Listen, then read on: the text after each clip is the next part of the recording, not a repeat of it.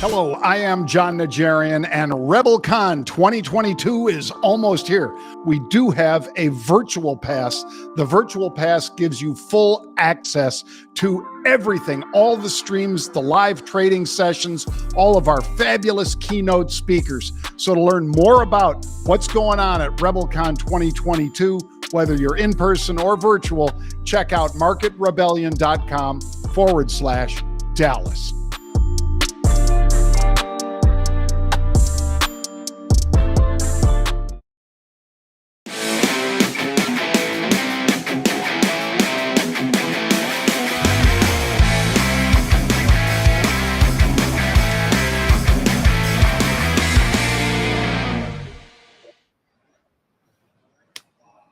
God.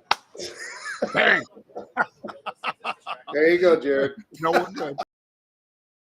Folks, John Najarian here on the New York Stock Exchange, courtesy of our friends at thestreet.com. So thank you, Ross. Thank you, Street. Pete Najarian here with me. Jared apparently has a frog in his throat and can't talk today. He's like Chris Collinsworth.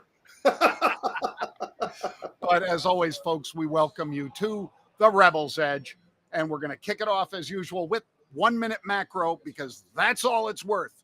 You want macro, tune in somewhere else and you'll get all the macro you can eat for nothing. And that's what it's worth. Nothing. Pete, so we had the inflation report came in much hotter than expected. That made the Fed look like they're even more likely to keep going rather than pause, and certainly not cut rates anytime soon. Was that your take too? Yeah, and people are throwing out the 1% number, John, as well. Not just 3/4, but 1%. So who knows? But I think the reality is this. In a nutshell, this whole macro minute can be put in just a couple of words. Look at the 10-year, look at the 10-year, look at the 10-year. All you've got to know is that is going higher. That means the market's going lower, and we're getting absolutely crushed today the second that came out. That's it. Yep. Pete's absolutely right, folks. I mean, I know it's ugly to look at, but just to give you a quick update, S&P's down better than 130 points. The Dow is down 700 points, down as much as, well, 900 now, and 484 point drop for the NASDAQ. All right, Pete, let's talk stocks. Rent the runway. So this is yet another sign, I think, that Americans are topped out as far as spending. They're looking for places to cut back. This is a subscription service that lets you basically rent high fashion and go to some fancy affairs and things like that. And people are cutting all these kinds of expenses. Yeah, it's all about discretionary, right, John? I mean, the reality is this. People still are struggling, obviously, with food, obviously with gas, and we all know it. And the problem is that 90% of Wall Street has no freaking clue what's going on with the real Americans, the people who have to keep an eye on where they spend their money and how they can spend their money. And their money right now is getting eaten up by gas still. Yes, I know it's lower than it was. Nonetheless, we had somebody yesterday talking about, you know what, gas is back underneath 4, it's 3.79, and I said, yeah, and that means what? Because the poor people out there that are working their tails off, that don't make the same kind of money as others, they're struggling, John. And then it comes to food as well. And then you look at this report, that's everything you needed to know. People are struggling out there. Inflation is high. It hasn't cooled off, and that's affecting companies like this one. And absolutely, they're going to step away from buying a bunch of clothes. Are you kidding me? Yeah, they're going to step away. Yep. Well, and Pete, enough about that. What about this one? Etsy. Now, I know it's the one that we've talked about a little bit, Pete, because it's kind of crafts, people that make stuff and want to sell it, sell it on Shopify, sell it on Etsy. And it's not just crafts, but this was really spiking higher because of the infatuation people have with royals and royalty ever since the Queen's death. So this one had run up like this, Pete, and now it's trading down hard, giving back a lot of that recent 3 or 4 day gain as it falls dramatically right here. Yeah, had a really nice run, John, about a 10% run to the upside, now giving almost the entire thing back in a single day. And you know what? It kind of falls back into the category of what we were just talking about, though. I mean, if the folks out there want to be able to spend money. They certainly want to find entertainment. They want to do all the things, and we all do, but they're strapped, John, and that makes it a lot more difficult. Now, this is a company that's a great growth company. I like what we're seeing from a growth perspective. I know they're working on all kinds of different things, including AI to direct people in the right direction. That's great. That's phenomenal, but it's a difficult market right now, and that's why this stock, if you go back and look at where the highs were for the year and look where it is right now, I think it's a bit shocking. It almost looks like a tech company of some sort, John, where you just look at it and go, wow, this thing has really gotten slapped around a little bit. Did have a nice move, 10% in the last week or so. But as we were talking about, we've given it all back now. Yeah. Well, and speaking of giving it all back, Pete, when John Foley stepped down from leading Peloton, the company that you've always called a very expensive clothes hanger, when he stepped out, all of a sudden the stock rallied. And it's like, why? The time for him to step out really was a year ago. But anyway, he decides to step out now, Pete, the top two guys over at Peloton. It rallies and then whack, because, okay, so how are you going to fix it? That's the question investors want to know. And I'm still saying, I don't want this one, Pete. Huge short interest. They have no PE. By the way, E means earnings. They don't have them. They got nothing, John. It literally, and it's a great company in terms of use. People want to use these things. The problem is they buy them. And now that obviously everybody is back, they can go to gyms, they can do everything they could post-pandemic. This is not something that people want. And you know what? People are social. This is an argument I had with Wapner for a long time during the pandemic was, hey, look, people are social. They want to get back in gyms as fast as they can when it's safe. And obviously, it's far safer now than it was going back 2 years ago. And people have these great clothes hangers now that they paid $3,000 for sitting in behind them. And they're eating dinner and they're looking back there going, hey, I wonder when that shirt's going to get dry. This is a single-digit stock, John. It's trading what, about 9.5 right now? It's probably overpriced still, although we all know that there is value there and somebody might be able to make value out of it. Maybe it is Amazon.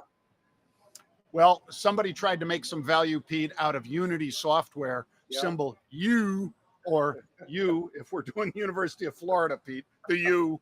But apparently AppLovin is saying no mas. We're not going to be doing a deal to merge with Unity Software. And for that reason, U was getting cracked like some of the teams we're about to talk about in the sports update. Yeah.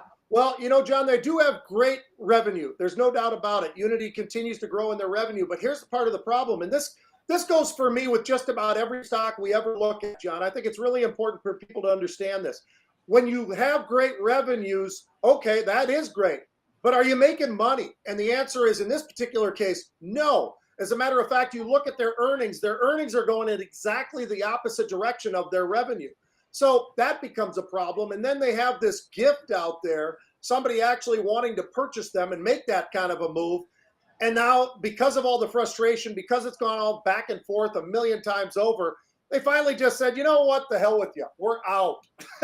And that's what they did.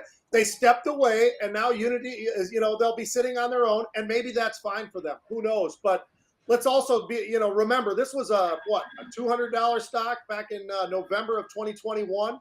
And here it is now trading 37. That's a pretty interesting prospect. And I don't know, John. I think you just got to stay away until they can figure things out. That's right, Pete. I mean, down 11% today. You called it $37 from 210 or whatever the high was. I mean, that's ugly. To try to give people something that's also ugly, Pete, I know yesterday we saw KWeb, which is the Chinese internet ETF. Today it's the FXI. This is the major stocks in China. And our unusual from me today is the FXI bearish puts 46,000, Pete. That's 4.6 million share equivalent, folks, of this particular ETF. October 28 is the strike price.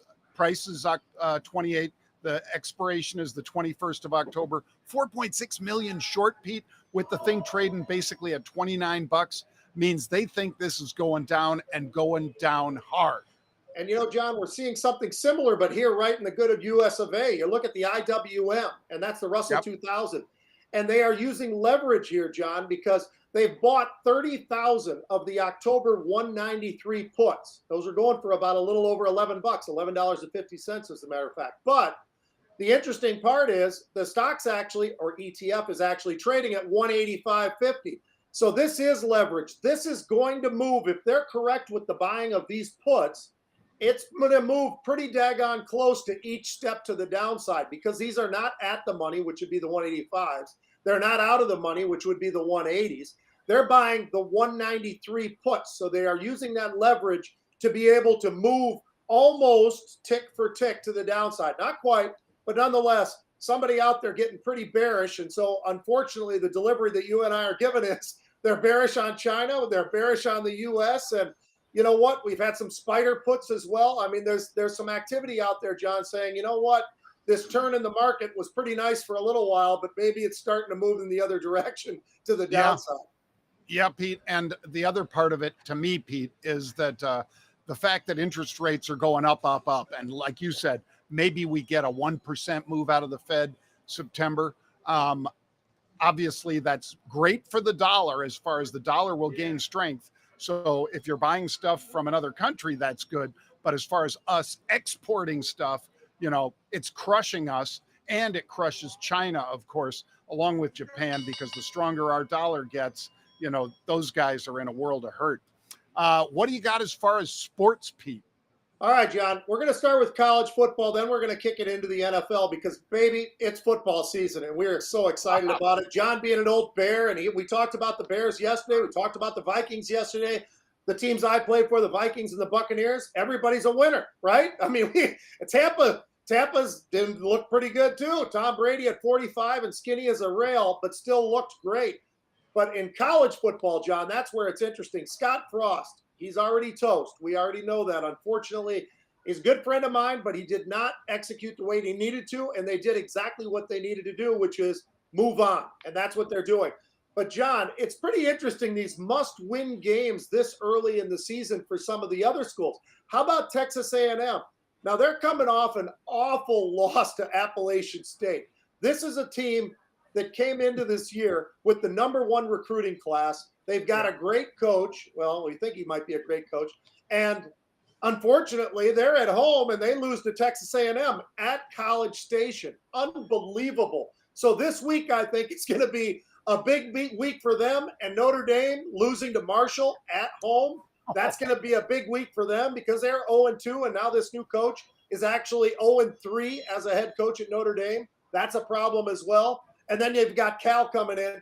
And now they've lost and they've won, but let's be honest, they basically lost both games. They won against South Dakota State by 3 points. That's not very impressive. They put up 14 points this year, John. I mean, that's a real problem with their offense right now. And college football, as much as you and I both love it, we like to watch all this stuff, there's already pressure on some coaches out there because of what's happened in the first 2 or 3 weeks. Yeah, it's a situation, Pete, where I did hear, by the way, I was at the Union League Club here in New York yesterday, Pete, and this guy from Tennessee was telling me that one of their players that got a big NIL contract, name, image, and likeness, what he does, Pete, is he spreads it around to the linemen and so forth. So he goes, 30,000 for you, 30,000 for you, 30,000 for you, because he knows that #1, as you said, though, those guys are going to play their butts off anyway because they want to get drafted high. So it's not like they're going to lay down, but it doesn't hurt to make sure that those guys, there's a reason Tom Brady hands out Rolexes every year, Pete, and you got to take care of those guys that protect you.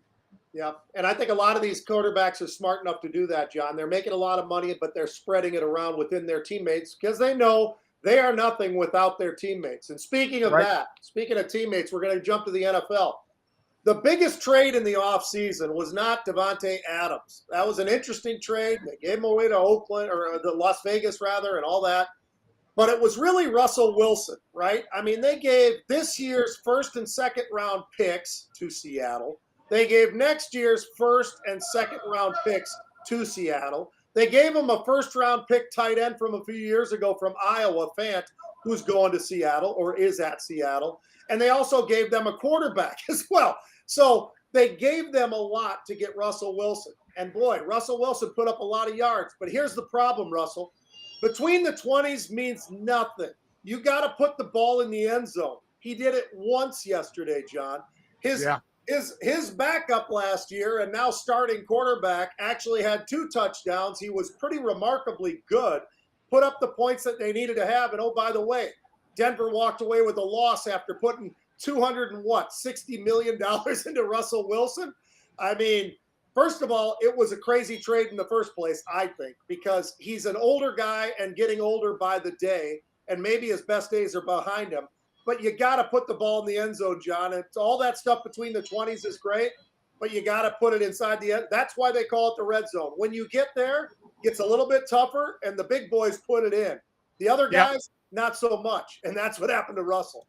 Yeah, and I love him, Pete. You know, strong kid, just a wonderful human.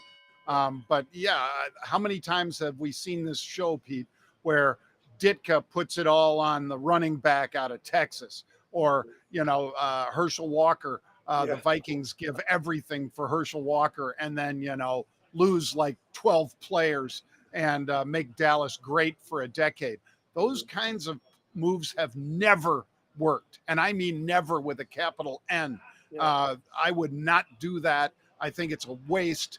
As much as I like Russell Wilson, there's no way I would have paid that money, Pete. John, I got a quickie for you too. A game of the week that you and I think will both agree on this one is Miami playing Baltimore, and here's why. Tua, the quarterback from Miami, made it pretty interesting. They got Tyreek Hill, who only had 8 catches for almost 100 yards, so they're already starting to move around a little bit, which is what Miami needed from their offense. They've had good defense over the years, but their offense has not been there. Now they got to play against Lamar Jackson at Baltimore. Could be a pretty fun game because Lamar, who refuses to sign a $250 million contract, continues to kind of hold out. And he told him, look, I'm not going to negotiate during the season, although they're still doing it. And you know what, John? His value just keeps going like this to the upside. And I'm happy for him. He's rolled the dice. He's got to stay healthy. But it could be a pretty good matchup as well, John, for the AFC. Yep. Oh, I think that's going to be an exciting game, Pete. And you nailed it with Tyreek the Streak. Anybody that has that guy, that's a weapon that you really can't defend speed.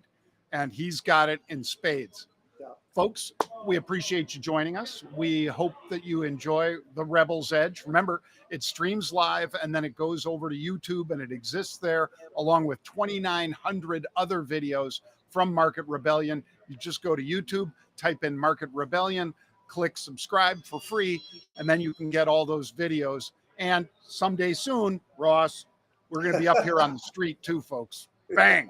Right here at the New York Stock Exchange. Have a great day, everybody. We'll see you on Thursday.